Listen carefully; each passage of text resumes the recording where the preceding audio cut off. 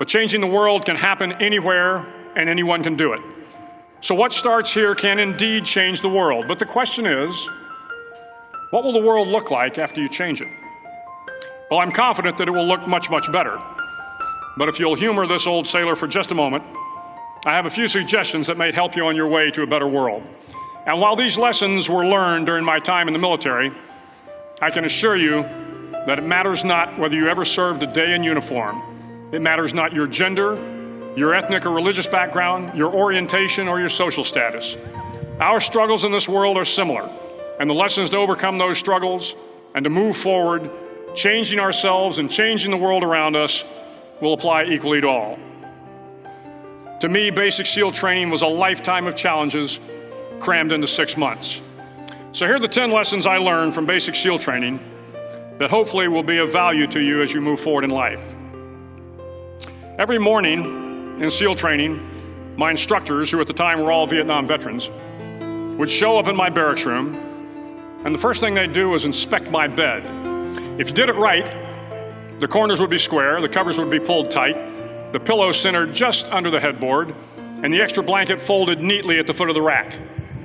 It was a simple task, mundane at best, but every morning we were required to make our bed to perfection. It seemed a little ridiculous at the time, particularly in light of the fact that we were aspiring to be real warriors, tough, battle-hardened SEALs. But the wisdom of this simple act has been proven to me many times over.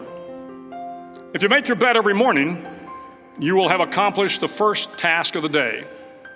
It will give you a small sense of pride, and it will encourage you to do another task, and another, and another. And by the end of the day, that one task completed will have turned into many tasks completed. Making your bed will also reinforce the fact that the little things in life matter. If you can't do the little things right, you'll never be able to do the big things right.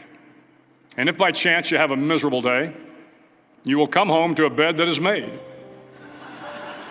that you made. And a made bed gives you encouragement that tomorrow will be better. So if you want to change the world, start off by making your bed. During training, the students are all broken down into boat crews. Each crew is 7 students, 3 on each side of a small rubber boat, and 1 coxswain to help guide the dinghy. Every day, your boat crew forms up on the beach and is instructed to get through the surf zone and paddle several miles down the coast. In the winter, the surf off San Diego can get to be 8 to 10 feet high, and it is exceedingly difficult to paddle through the plunging surf unless everyone digs in. Every paddle must be synchronized to the stroke count of the coxswain. Everyone must exert equal effort, or the boat will turn against the wave and be unceremoniously dumped back on the beach. For the boat to make it to its destination, everyone must paddle. You can't change the world alone. You will need some help. And to truly get from your starting point to your destination takes friends, colleagues, the goodwill of strangers, and a strong coxswain to guide you. If you want to change the world, find someone to help you paddle. Over a few weeks of difficult training, my SEAL class, which started with 150 men, was down to just 42. There were now 6 boat crews of 7 men each. I was in the boat with the tall guys, but the best boat crew we had was made up of the little guys, the Munchkin crew, we called them. No one was over 5'5". The Munchkin boat crew had 1 American Indian, 1 African American, 1 Polish American, 1 Greek American, 1 Italian American, and 2 tough kids from the Midwest. They out-paddled, outran, and outswam all the other boat crews. The big men in the other boat crews would always make good-natured fun of the tiny little flippers the Munchkins put on their tiny little feet prior to every swim. But somehow these little guys from every corner of the nation and the world always had the last laugh, swimming faster than everyone and reaching the shore long before the rest of us. SEAL training was a great equalizer. Nothing mattered but your will to succeed, not your color, not your ethnic background, not your education, not your social status. If you want to change the world, measure a person by the size of their heart, not by the size of their flippers. Several times a week, the instructors would line up the class and do a uniform inspection. It was exceptionally thorough. Your hat had to be perfectly starched, your uniform immaculately pressed, your belt buckle shiny and void of any smudges. But it seemed that no matter how much effort you put into starching your hat or pressing your uniform or polishing your belt buckle, it just wasn't good enough. The instructors would find something wrong. For failing uniform inspection, the student had to run, fully clothed, into the surf zone, then wet from head to toe, roll around on the beach until every part of your body was covered with sand. The effect was known as a sugar cookie. You stayed in the uniform the rest of the day, cold, wet, and sandy. There were many a student who just couldn't accept the fact that all their efforts were in vain, that no matter how hard they tried to get the uniform right, it went unappreciated. Those students didn't make it through training. Those students didn't understand the purpose of the drill. You were never going to succeed. You were never going to have a perfect uniform. The instructors weren't going to allow it.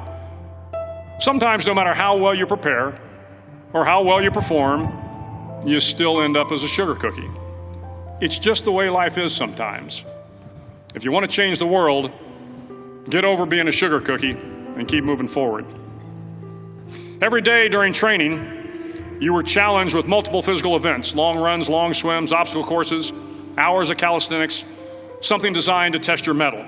Every event had standards, times you had to meet. If you failed to meet those times, those standards, your name was posted on a list, and at the end of the day, those on the list were invited to a circus. A circus was 2 hours of additional calisthenics, designed to wear you down, to break your spirit, to force you to quit. No one wanted a circus. A circus meant that for that day, you didn't measure up. A circus meant more fatigue, and more fatigue meant that the following day would be more difficult, and more circuses were likely.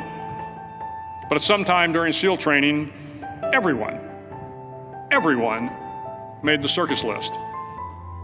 But an interesting thing happened to those who were constantly on the list.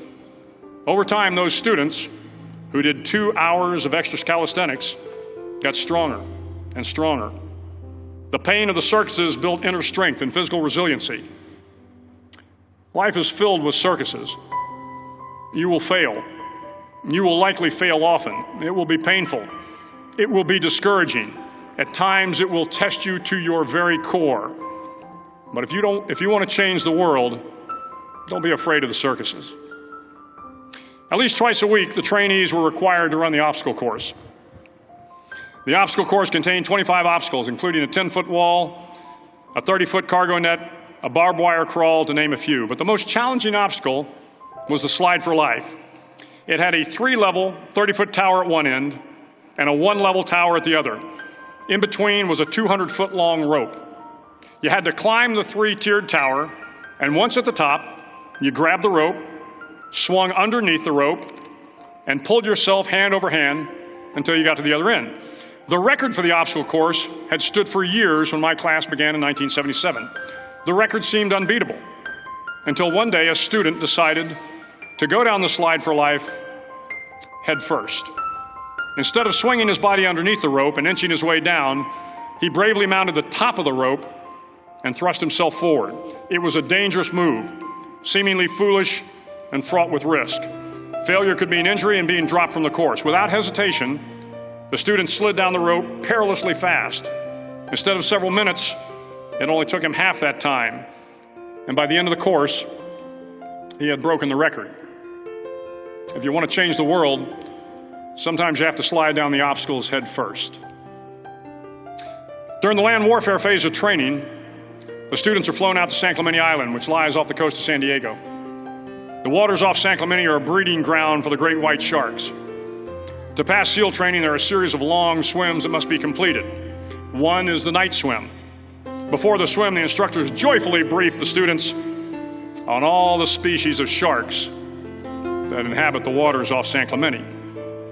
They assure you, however, that no student has ever been eaten by a shark, at least not that they can remember.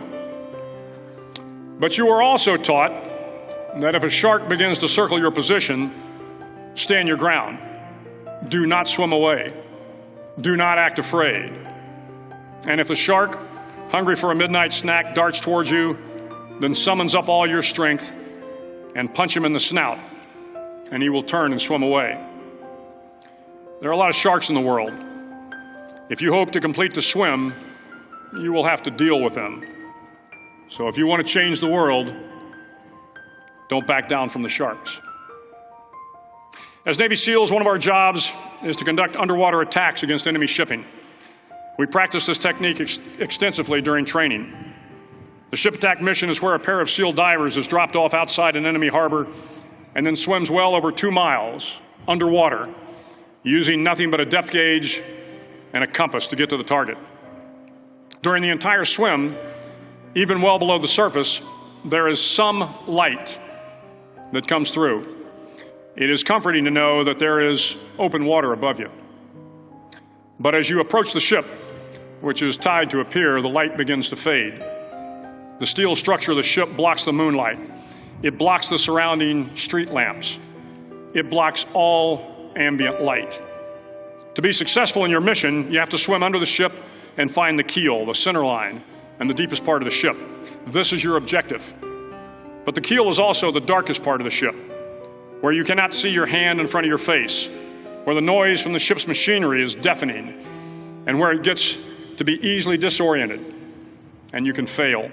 Every SEAL knows that under the keel, at that darkest moment of the mission, is a time when you need to be calm, when you must be calm, when you must be composed, when all your tactical skills, your physical power, and your inner strength must be brought to bear. If you want to change the world, you must be your very best in the darkest moments. The 9th week of training is referred to as Hell Week. It is 6 days of no sleep, constant physical and mental harassment, and one special day at the Mud Flats. The Mud Flats are an area between San Diego and Tijuana where the water runs off and creates the Tijuana Sloughs, a swampy patch of terrain where the mud will engulf you. It is on Wednesday of Hell Week that you paddle down to the Mud Flats and spend the next 15 hours trying to survive this freezing cold, the howling wind, and the incessant pressure to quit from the instructors. As the sun began to set that Wednesday evening, my training class, having committed some egregious infraction of the rules, was ordered into the mud. The mud consumed each man till there was nothing visible but our heads. The instructors told us we could leave the mud if only 5 men would quit. Only 5 men, just 5 men, and we could get out of the oppressive cold. Looking around the mud flat, it was apparent that some students were about to give up. It was still over 8 hours till the sun came up. 8 more hours of bone-chilling cold. The chattering teeth and the shivering moans of the trainees were so loud, it was hard to hear anything. And then one voice began to echo through the night. One voice raised in song. The song was terribly out of tune, but sung with great enthusiasm. One voice became 2, and 2 became 3, and before long, everyone in the class was singing. The instructors threatened us with more time in the mud if we kept up the singing, but the singing persisted. And somehow the mud seemed a little warmer, and the wind a little tamer, and the dawn not so far away. If I have learned anything in my time traveling the world, it is the power of hope. The power of one person, a Washington, a Lincoln, King, Mandela, and even a young girl from Pakistan, Malala. One person can change the world by giving people hope. So if you want to change the world, start singing when you're up to your neck in mud. Finally, in SEAL training, there's a bell. A brass bell that hangs in the center of the compound for all the students to see. All you have to do to quit is ring the bell. Ring the bell, and you no longer have to wake up at 5 o'clock. Ring the bell, and you no longer have to be in the freezing cold swims. Ring the bell, and you no longer have to do the runs, the obstacle course, the PT, and you no longer have to endure the hardships of training. All you have to do is ring the bell to get out. If you want to change the world, don't ever, ever ring the bell.